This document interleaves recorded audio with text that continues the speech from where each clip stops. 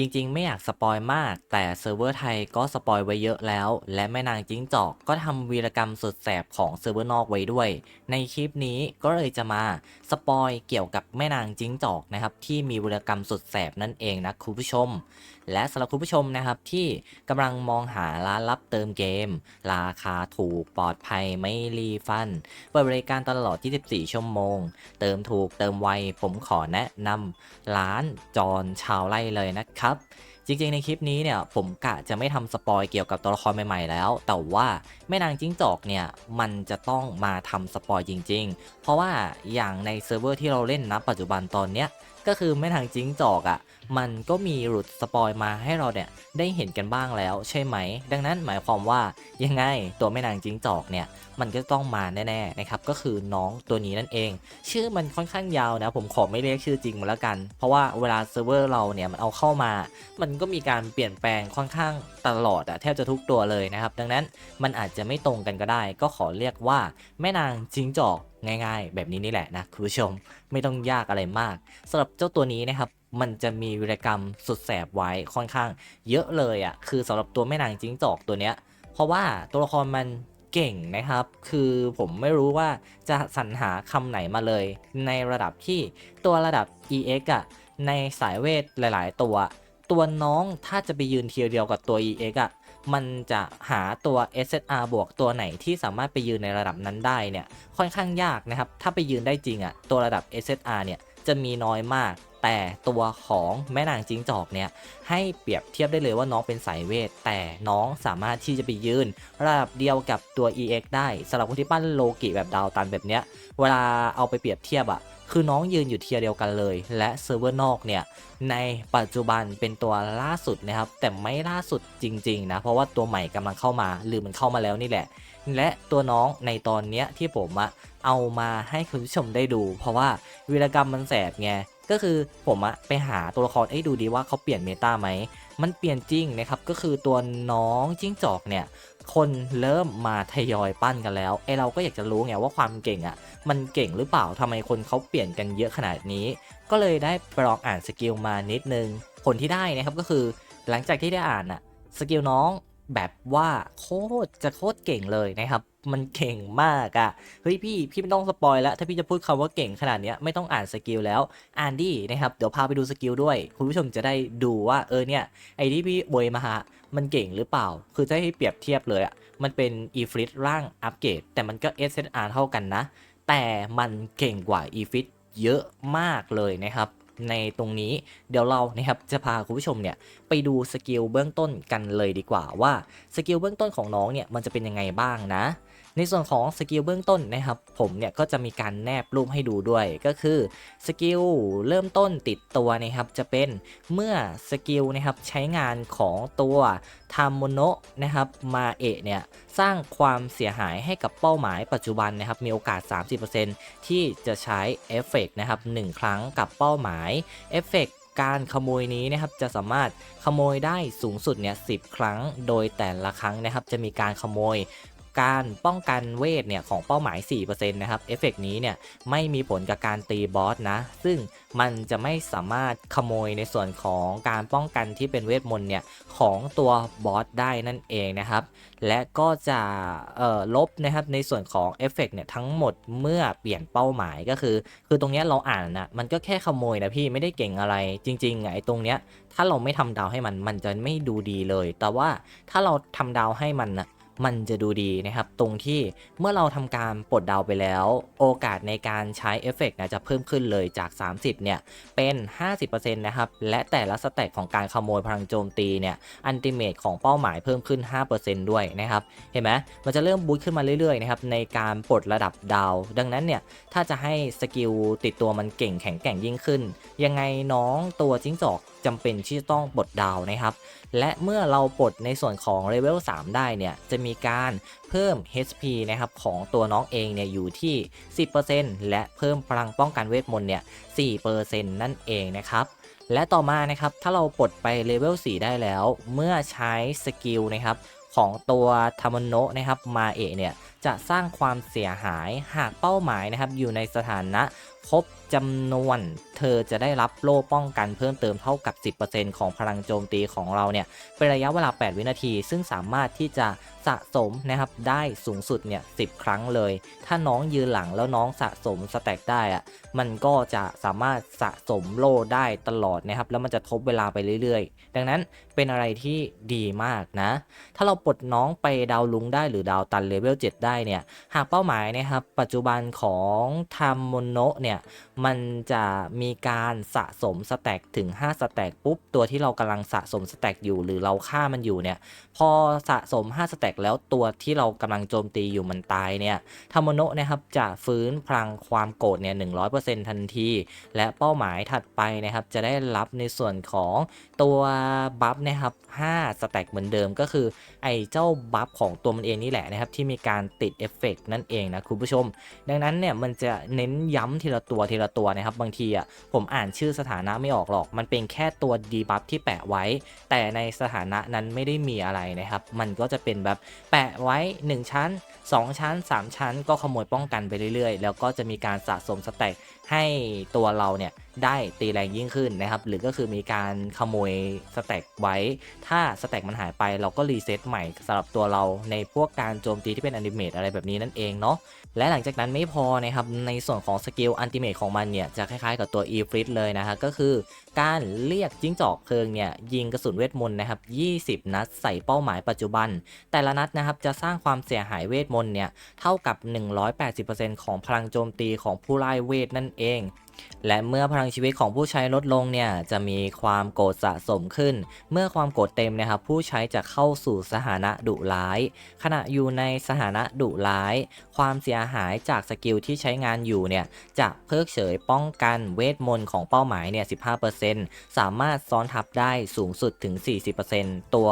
สกิลนี้เนี่ยจะคล้ายๆกับตัวโลกินะครับที่มีการเจาะเกาะได้สูงสุดถึง 15% นั่นเองเนาะแล้วหากผู้ใช้นะครับอยู่ในสถานะดุร้ายเนี่ยขณะไล่ระบำเพลิงจิ้งจอกนะฮะหรือก็คือสกิลอัลติเมทนี่แหละมันจะมีการยิงกระสุนเวทมนต์เนี่ยเพิ่มเติมอีก10นัดนะครับกระสุนเวทมนต์ทั้งหมดเนี่ยสร้างความเสียหายเพิ่มขึ้นอีก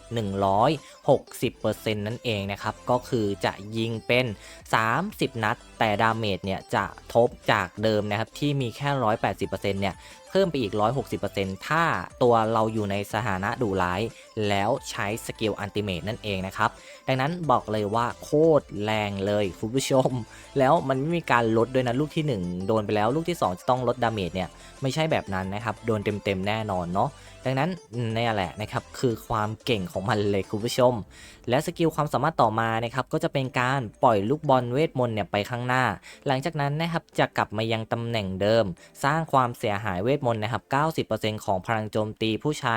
แก่ศัตรูที่ลูกบอลเนี่ยชนเข้าเป้าหมายที่ถูกชน2ครั้งนะครับจะได้รับผลกระทบการฟื้นฟูเนี่ยชีวิตนะครับจะมีการลดด้วยนั่นเองนะครับก็คือว่ามันเป็นตัดเลือดดีๆนี่เองนะครับฮีลเลือดไม่ขึ้นอะไรแบบนี้นี่เองและเมื่อ HP ของเราเนี่ยมากกว่า 70% นะครับเมื่อใช้สกิลนี้สกิลจะใช้ HP ปัจจุบันของคุณเนี่ยเพิ่ม 30% สุ่มมอบบัฟพรก็คือเป็นสกิลที่ลดเลือดตัวเองนะครับแล้วก็จะไปเพิ่มเอฟเฟกต์เนี่ยให้กับสกิลนะครับหลังจากที่เราโดนหักเลือดไปแล้วมันจะมีการมอบเนี่ยบัฟพรดีๆเนี่ยให้กับเรา1อันนะครับและก็จะมีการเพิ่มความเสียหายของลูกแก้วเวทมนต์เนี่ยเป็น 150% ของพลังโจมตีของเราพร้อมกับทั้งแปลง HP อีก 100% ก็คือว่ามันมีการลดเลือดลงไปแล้วก็จริงนะครับ30% แต่ว่าในดาเมจที่กำลังทำไปเนี่ยมันจะมีการดูดเลือดนะครับคล้ายๆกับดูดเลือดเลยก็คือมันทำดาเมจไปปุ๊บสมมุติว่าดาเมจที่เพิ่มขึ้นมาเนี่ยมันเพิ่มไปแล้วเราลดเลือดไปแล้วใช่ไหมพอสกิลเนี้ยกำลังทำงานพุ่งชนเป้าหมายอยู่อ่ะมันจะมีการดูดเลือดนะครับให้กับตัวเองแบบ 100% ของดาเมจเลยก็ว่าได้เพราะว่ามันแปลง HP เนี่ยอยู่ที่ 100% เลยนั่นเองนะครับหมายความว่าถ้าเราสร้างดาเมจได้แรงๆจากสกิลนี้มันก็จะฟื้นฟูเลือด 30% เนี่ยที่เราสูญเสียไปได้นั่นเองนะครับมาทดแทนดังนั้นไม่น่าเป็นห่วงเลยจ้ะสำหรับการลดเลือดของเรานั่นเองนะคุณผู้ชมเห็นว่า สกิลมันโดดเด่นมากนะคือแบบเก่งมากเซิร์ฟเวอร์นอกนี่คือแบบใน1ใน10อะเขาเริ่มมาปั้นกันไม่ได้เริ่มนะใน1ใน5เนี่ยคือดาวตันกันไปละอันนี้ไม่รู้ว่าเติมหรือดองเหมือนกันนะแต่ที่รู้ๆดาวตันไปแล้วอันดับอื่นๆเนี่ยก็กำลังปั้นเหมือนกันนั่นเองนะคุณผู้ชมและในส่วนต่อมาเนี่ยก็จะเป็นตัวทักษะลับนะครับสำหรับตัวนี้เนี่ยระหว่างการต่อสู้นะครับจะเพิ่มพลังป้องกันเวทมนต์ตัวเองเนี่ย30%เมื่อใช้งานสกิลของผู้ใช้จะสร้างความเสียหายเวทมนต์เนี่ยเพิ่มเติมเท่ากับ 80% ของพลังป้องกันของผู้ใช้ก็คือว่าถ้ามันมีป้องกันเยอะๆใช่ไหมมันก็จะสร้างความเสียหายได้แรงยิ่งขึ้นนะครับและเมื่อตัวละครเนี่ยครับมีทั้งขวัญกำลังใจและจิตวิญญาณนักสู้เนี่ยพวกเขาจะเข้าสู่สถานะขณะอยู่ในสถานะนะครับสกิลเนี่ยจะสร้างความเสียหายเวทมนต์เนี่ยเพิ่มเติมเท่ากับ 60% ของพลังป้องกันเวทมนต์เนี่ยสถานะจะสิ้นสุดลงนะครับเมื่อสกิลทำงานสิ้นสุดลงนั่นเองก็คือว่า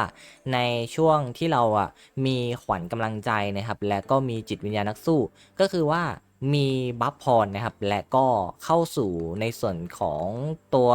ดุร้ายนะครับมันก็จะมีในส่วนของการสร้างความเสียหายเวทมนต์เนี่ยเพิ่มเติม60%ของพลังป้องกันนะครับและมันจะหยุดเมื่อเราออกจากสถานะดุร้ายอะไรแบบนี้ก็บูสต์ตัวมันเน้นดุร้ายอยู่แล้วนะครับเน้นเก็บสแต็กดุร้ายแล้วก็ทำการปล่อยสกิลได้มากกว่าเดิมอะไรแบบนี้นี่เองนะครับอย่างอันติจาก20ลูกเมื่อเราเข้าสู่สถานะดุร้ายมันจะกลายเป็น30ลูกดังนั้นสกิลนี้เนี่ยก็เป็นสกิลเอาไว้สำหรับการบูสต์ดาเมจแล้วก็มีการเพิ่มป้องกันในตัวเวทมนต์ด้วยนั่นเองนะครับดังนั้นสกิลมันก็จะเป็นแบบนี้เลย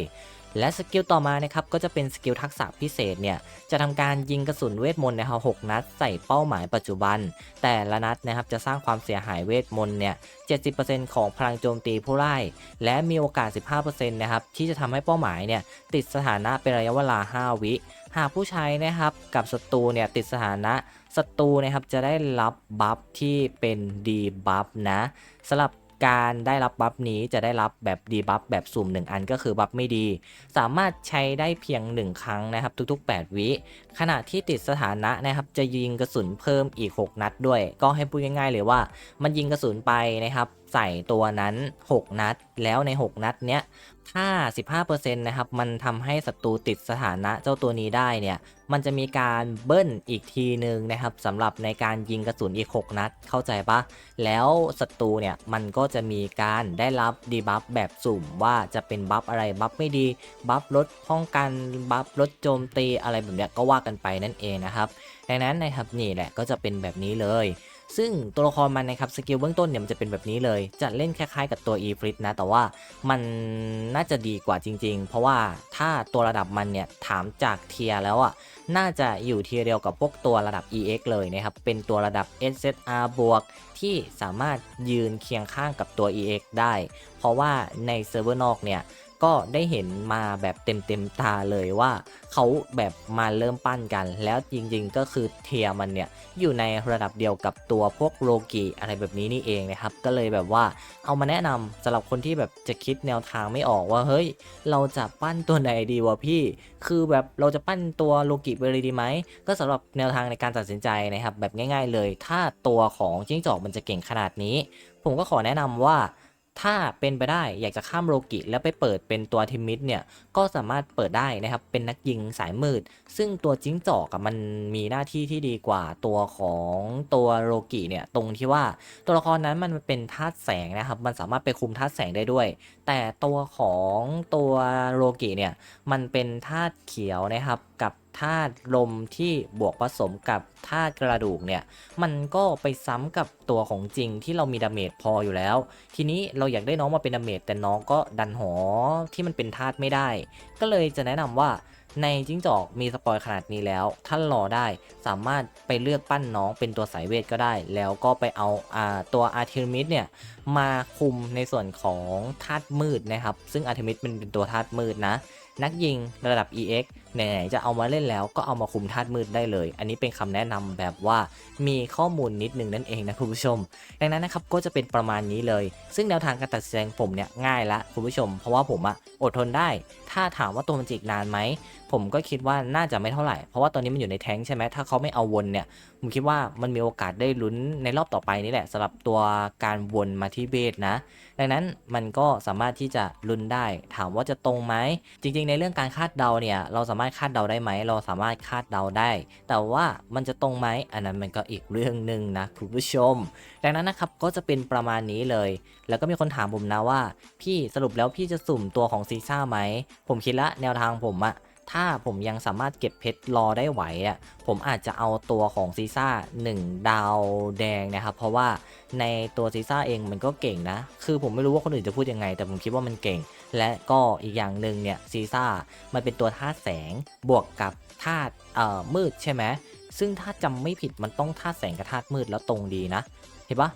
คือมันดีมากเดี๋ยวผมรอปั้นจิ้งจอกอีกตัวหนึ่งนะครับเอามาเล่นหอแสงกับตัวซีซ่าสบายแล้วก็เอาตัวของอาร์ทิมิสเนี่ยมาเล่นกับซีซ่าที่ธาตุมืดเหมือนกันดังนั้นซีซ่าเนี่ยมันคุม2ธาตุนี้อยู่ผมก็เลยตัดสินใจว่าจะปั้นน้องนะครับแต่อาจจะต้องรอหน่อยเพราะผมยังไม่รีบเพราะว่าในใจผมก็อยากจะทำให้ดาวตันไปเลยไหนๆจะเลือกทำแล้วแต่มันก็ไม่ใช่เรื่องง่ายนะคุณผู้ชมดังนั้นนะครับก็จะเป็นประมาณนี้เลยละกันเนาะสำหรับคลิปนี้นะครับคงไม่มีอะไรไปมากกว่านี้แล้วก็คงจะต้องขอตัวลาคุณผู้ชมไปก่อนแล้วสวัสดีครับ